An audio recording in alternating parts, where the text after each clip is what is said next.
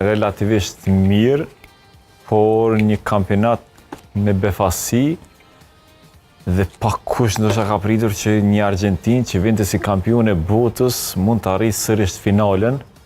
marr parasysh që nuk i kishte gjithë ata yje që i kishte herën e kaluar dhe vinte me një Messi në moshën 39 vjeçare,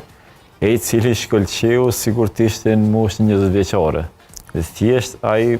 po e luan rolin si ai thënia që është vena sa më e vjetër është më e mirë dhe Messi sa më i moshuar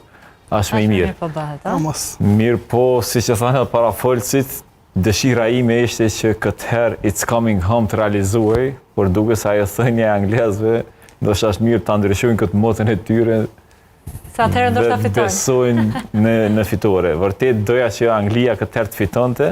mirë po me atë që ndodhi mbrëm, me golin e shënuar aq herë që ndoshta ju kthye bumerang, sepse po të shënonte ndoshta më vonë do të ishte më ndryshe, por ai goli shënuar herët e zgjoi Argjentinën nga gjumi dhe e ktheu totalisht prapa atë Angli, e cila me atë lojë në ata minuta sikur nuk e deshim më fitoren, sikur u dorëzua herët dhe vetëm priste se kur do të pësonte gol.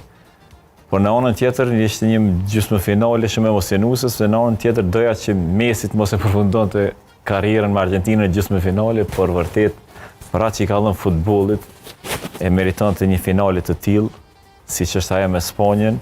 e po ashtu me atë që i dha këtij kampionati botëror e meriton që ta ngrej lart edhe një trofej të Kupës së Botës. Vërtet